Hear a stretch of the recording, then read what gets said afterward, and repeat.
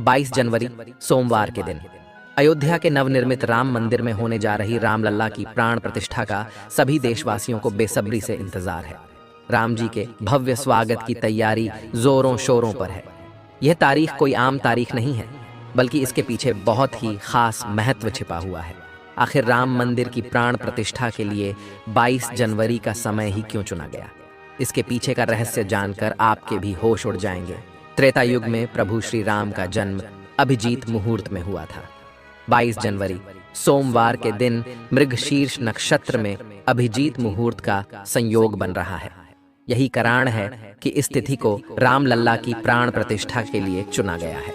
साथ ही यह भी माना जा रहा है कि इस शुभ मुहूर्त में रामलला की प्राण प्रतिष्ठा करने से प्रभु श्री राम सदैव मूर्ति के अंदर विराजमान रहेंगे। लेकिन जैसे जैसे प्राण प्रतिष्ठा का समय नजदीक आ रहा है, वैसे वैसे अलग अलग प्रजाति के नाग अचानक ही अयोध्या में प्रकट हो रहे हैं, जो कि अयोध्या वासियों के लिए खतरा बनते जा रहे हैं। लेकिन गिद्धों का और भालुओं का संबंध तो प्रभु श्री राम से बताया जाता है। उन्होंने रामायण में उनकी सहायता भी की थी। लेकिन इन नागों का श्री राम के साथ क्या संबंध है? आज की वीडियो में इस रहस्य से पर्दा उठने वाला है। चौंकाने वाली यह है कि इनमें दो प्रजाति के नाग अलग अलग क्षेत्र में बार बार निकल रहे हैं, जिनका संबंध वासुकी और तक्षक नाग के साथ जोड़ा जा रहा है। ऐसा कहा जाता है प्रभु श्री राम के भाई लक्ष्मण साक्षात अनंत शेष नाग का रूप है, और वासुकी नाग, तक्षक नाग और शेष नाग तीनों ही आपस में भाई है, जिसमें तक्षक और वासुकी नाग पाताल में निवास करते हैं और शेष नाग बैकुंठ में भगवान विष्णु की सेवा करते हैं। तो अंदाजा लगाया जा रहा है कि जब प्रभु श्री राम अपने भाई लक्ष्मण यानी शेषनाग और माता सीता के साथ अयोध्या धाम पहुंच रहे हैं, तो क्या शेषनाग के दोनों भाई पाताल में से उनसे मिलने के लिए बार बार प्रकट हो रहे हैं? दोस्तों, ये रहस्य बहुत बड़ा है, क्योंकि अयोध्या के क्षेत्र से जब एक सांप को पकड़कर सुरक्षित इलाके में छोड़ा जाता है, तो वही सांप पुनः राम मंदिर परिसर में भी देखा जाता है, जिससे कई बार मजदूरों को भी काम करने में भय महसूस होता है। लेकिन जय श्री राम का नाम उन्हें हिम्मत देता है। आप भी नीचे कमेंट बॉक्स में जय श्री राम जरूर लिखें। लेकिन दोस्तों, प्रभु श्री राम का नागलोक के वीडियो के साथ क्या संबंध है? वो सच्चाई जानकर आपके पैरों तले जमीन खिसक जाएगी, क्योंकि पूरे घटनाक्रम को मल्टीवर्स के साथ जोड़कर देखा जा रहा है, जिसे हिंदी में सृष्टि चक्र कहते हैं। मल्टीवर्स की सच्चाई जानकर आपके भी रोंगटे खड़े हो जाएंगे। जिस संसार में हम रहते हैं, वो सृष्टि व विनाश के चक्र से गुजरती है। इस संसार के प्रत्येक सृष्टि चक्र को एक कल्प कहा जाता है। हर कल्प के 4 युग या 4 भाग होते हैं। दूसरे भाग या त्रेता युग में राम अयोध्या में जन्म लेते हैं और रामायण करके फिर से बैकुंठ लौट जाते हैं। यानी कि अगर आप इस पृथ्वी पर अपना जीवन यापन कर रहे हैं, आप जो घटनाक्रम कर रहे हैं, वही बराबर घटनाएं किसी और यूनिवर्स या कल्प में आपके ही रूप के साथ पुनः होने वाली है या फिर हो चुकी है। आगे मल्टीवर्स की सच्चाई को साबित करने के लिए एक ऐसी पौराणिक घटना आपको बताएंगे, जिसे जानने के बाद आपको भी मल्टीवर्स की सच्चाई पर यकीन होने लगेगा। इस दुनिया में केवल 3 विद्वानों को मल्टीवर्स को देखने की और उनमें जीने की, टाइम ट्रैवल करने की इजाजत दी गई है, जिसमें पहले है वासुकी नाग, दूसरे हैं तक्षक नाग और तीसरे हैं काकभुशुंडी देव। तक्षक और वासुकी नाग के बारे में हम आपको बता चुके हैं, लेकिन सवाल उठता है, आखिर काकभुशुंडी कौन है और आखिरी इन्हें प्रभु श्री राम ने अमर कैसे बनाया? वेदों और पुराणों के अनुसार काकभुशुंडी ने 11 रामायण और 16 महाभारत देखी हैं। वह कल्प के अंत तक अपने शाश्वत स्वरूप में जीवित रहेंगे। भगवान राम ने ही काकभुशुंडी को अमर बनाया था। कौए के रूप में अपने एक जन्म के दौरान काकभुशुंडी की मुलाकात बालक राम से हुई। प्रभु खेल रहे था और उसने उसे पकड़ने की कोशिश की। समय आने पर काकभुशुंडी को भगवान के मुख के दर्शन हुए। बालक राम के मुख में आकाश गंगाओं और ब्रह्मांड को देखने के बाद काकभुशुंडी ने भगवान राम से दूर उड़ना बंद कर दिया और उनके पास लौट आए। काकभुशुंडी ने भगवान राम को न पहचानने के लिए क्षमा मांगी। भगवान ने उन्हें दिव्य मुस्कान दी और काकभुशुंडी से उनकी इच्छा पूछी। काकभुशुंडी ने कहा, कि वह भगवान राम के प्रति अपनी भक्ति हमेशा हमेशा के लिए करना चाहते हैं। काकभुशुंडी के प्रेम और समर्पण से प्रसन्न होकर भगवान राम ने उन्हें आशीर्वाद दिया कि काल काकभुशुंडी को नहीं मार सकता और वह इस कल्प के अंत तक जीवित रहेंगे, जिसके बाद सृष्टि के 27 चक्रों तक जीवित रहे। उन्हें अमरता का वरदान प्राप्त हुआ। वे कौवे के रूप में जीवित रहे क्योंकि उन्हें भगवान राम के निकट रहने का अवसर मिलता। जब भी भगवान राम का जन्म होता है, वह अयोध्या जाते हैं और भगवान राम को एक बच्चे के रूप में बड़े होते और खेलते हुए देखते हैं। यह भी हो सकता है काकभुशुंडी अयोध्या में भी हाल फिलहाल मौजूद हो और राम मंदिर के निर्माण कार्य को अपनी आंखों से देख रहे हो। यानी कि यह तीनों विद्वान अपनी मर्जी से किसी विकल्प यानी यूनिवर्स में जा सकते हैं, टाइम ट्रेवल कर सकते हैं। और अयोध्या में अचानक से नागों का पाया जाना, वो भी राम मंदिर प्राण प्रतिष्ठा से पहले, तो इनका संबंध भी वासुकी और तक्षक नाग से लगाना गलत नहीं होगा। इन नागों के दर्शन मात्र से भक्तों का उद्धार हो जाता है। लेकिन कई लोग होंगे जो अभी भी मल्टीवर्स यानी सृष्टि चक्र को मानने को तैयार नहीं होंगे। लेकिन आगे हमें कैसे कहानी, एक ऐसी सच्ची कहानी आपको बताने जा रहे हैं जिसका संबंध रामायण से जुड़ा है, और इसे जानकर आपको विश्वास हो जाएगा कि मल्टीवर्स वास्तव में होता है। जिस तरह दुनिया में आने वाला हर इंसान की मृत्यु निश्चित होती है, उसी तरह इंसान रूप में जन्म लेने वाले भगवान के अवतारों का भी इस धरती पर एक निश्चित समय है। वो समय समाप्त होने के बाद उन्हें भी अपने प्राण त्याग करके अपने लोक वापस लौटना पड़ रहा था। उसी प्रकार भगवान श्री राम भी इस लोक को छोड़कर वापस विष्णु लोक गए। भगवान श्री राम के मृत्यु में सबसे बड़ी बाधा उनके प्रिय भक्त हनुमान थे, क्योंकि हनुमान के होते हुए यम की इतनी हिम्मत नहीं थी कि वो राम के पास पहुंच चुके।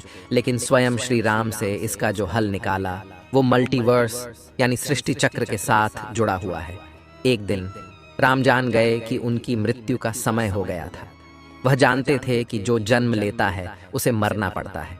उन्होंने कहा कि यम को मुझ तक आने दो, मेरे लिए वैकुंठ, मेरे स्वर्गिक धाम जाने का समय आ गया है। लेकिन मृत्यु के देवता यम अयोध्या में प्रवेश करने से डरते थे, क्योंकि उनको राम के परम भक्त और उनके महल के मुख्य प्रहरी हनुमान से भय लगता था। यम के प्रवेश के लिए हनुमान को हटाना जरूरी था। इसलिए राम ने अपनी अंगूठी को महल के फर्श के एक छेद में से गिरा दिया और हनुमान से इसे खोजकर लाने के लिए कहा। हनुमान ने स्वयं का स्वरूप छोटा करते हुए बिल्कुल भंवरे जैसा आकार बना लिया और केवल उस अंगूठी को ढूंढने के लिए छेद में प्रवेश कर गए। वह छेद केवल छेद नहीं था, बल्कि एक सुरंग का रास्ता था जो सांपों के नगर नागलोक तक जाता था। हनुमान नागों के राजा वासुकी से मिले और अपने आने का कारण बताया।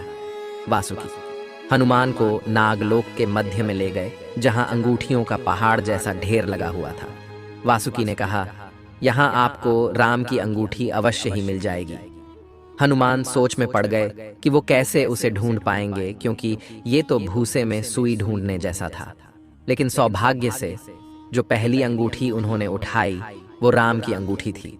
आश्चर्यजनक रूप से दूसरी भी अंगूठी जो उन्होंने उठाई वो भी राम की ही अंगूठी थी। वास्तव में वो सारी अंगूठी जो उस ढेर में थीं, सब एक ही जैसी थी। इसका क्या मतलब है? वह सोच में पड़ गए। वासुकी नाग बाले, जिस संसार में हम रहते हैं वो शुरू भी होता है और प्रलय के साथ उसका अंत भी हो जाता है। प्रत्येक कल्प में चारों युग आते हैं और समाप्त भी होते हैं, और हर सतयुग के अंत में एक वानर इस अंगूठी का पीछा करता है और पृथ्वी पर राम मृत्यु को प्राप्त होते हैं। इसलिए यह सैकड़ों हजारों कल्पों से चली आ रही अंगूठियों का ढेर है। सभी अंगूठियां वास्तविक हैं। अंगूठियां गिरती रहीं और इनका ढेर बड़ा होता रहा। भविष्य के रामों की अंगूठियों के लिए भी यहाँ काफी जगह है। हनुमान जान गए कि उनका नाग लोक में प्रवेश और अंगूठियों के पर्वत से साक्षात कोई आकस्मिक घटना नहीं थी। यही मल्टीवर्स का रहस्य था। ये राम जी का उनको समझाने का मार्ग था कि मृत्यु को आने से रोका नहीं जा सकेगा।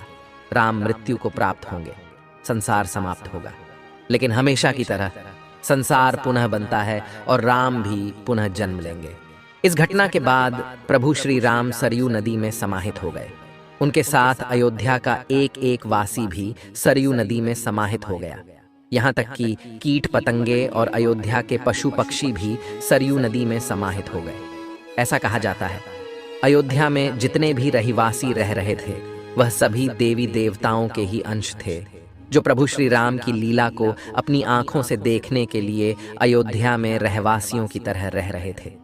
जब रामायण काल पूरा हुआ तो वह भी प्रभु श्री राम के साथ अपने अपने धाम लौट गए। मात्र अयोध्या का भूभाग ही बच गया और वर्षों तक यह भूमि यूं ही पड़ी रही। बाद में श्री राम के पुत्र महाराज कुश ने अयोध्या को फिर से बसाया। इसका वर्णन कालिदास के ग्रंथ रघुवंश में मिलने की बात कही जाती है। रामायण के अनुसार कुश ने ही सर्वप्रथम पत्थरों के खंभों वाले मंदिर का अपने पिता श्री राम की पूज्य जन्मभूमि पर निर्माण करवाया। वहीं जैन परंपराओं के मुताबिक अयोध्या को ऋषभदेव ने फिर से बसाया था। भविष्य पुराण के अनुसार उज्जैन के महाराज विक्रमादित्य ने ईसा पूर्व में एक बार फिर से दूसरी बार उजड़ चुकी अयोध्या का निर्माण करवाया। धार्मिक ग्रंथों के अनुसार उन्होंने अयोध्या में सरयू नदी के लक्ष्मण घाट को आधार बनाकर 360 मंदिरों का निर्माण करवाया था। वे भगवान विष्णु के परम भक्त थे और इसीलिए उन्होंने ही श्री राम जन्मभूमि पर एक भव्य मंदिर का निर्माण करवाया था। हिंदू पक्ष का दावा रहा है कि बाबर से पहले भी 1833 में मुस्लिम आक्रमणकारी सालार मसूद ने जन्मभूमि मंदिर को ध्वस्त कर दिया था। अयोध्या में राम जन्मभूमि मंदिर पर विवाद की कहानी की 1528 से शुरू हुई। हिंदुओं का दावा रहा है कि मुगल आक्रमणकारी बाबर ने उस पवित्र जगह को तोड़कर उस पर मस्जिद का निर्माण करवा दिया।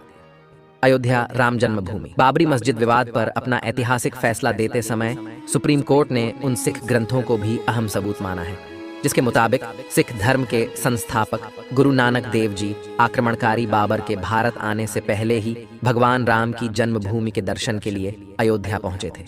गुरु नानक देव जी 1510 से 1511 के बीच अयोध्या आए थे, जबकि बाबरी मस्जिद 1528 में बनाई गई थी। इतिहासकारों के अनुसार वहां पर बाबर के कहने पर उसके एक सूबेदार ने मस्जिद का निर्माण करवाया था। 23 दिसंबर 1939 को राम जन्मभूमि मंदिर के इतिहास में एक बार से जबरदस्त मोड़ आ गया। उस दिन रामलला की प्रतिमा मस्जिद के अंदर अचानक से विराजमान पाई गई। ये विवाद इतना बढ़ा कि आखिरकार तत्कालीन सरकार उस ढांचे को विवादित मानकर उस पर ताला लगवा देना पड़ा। ढांचे के अंदर नमाज रुक गई, लेकिन बाहर राम चबूतरे और परिसर के बाकी हिस्सों में पूजा अर्चना निरंतर चलती रही। 6 दिसंबर 1992 को अयोध्या में राम जन्मभूमि आंदोलन से जुड़े लाखों कार सेवक जुटे थे। उन्होंने ही उस विवादित ढांचे को ध्वस्त कर दिया। भगवान राम लल्ला ढांचे से निकलकर अस्थाई टेंट में आ गए।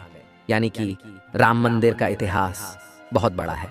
कई लोगों के संघर्ष की कहानी है और कई कार सेवकों के बलिदान का प्रतीक है। भले ही हम इस संघर्ष में भाग नहीं ले सके, लेकिन यह हमारा सौभाग्य है कि हम राम मंदिर को बनता हुआ अपनी आंखों से देख रहे हैं।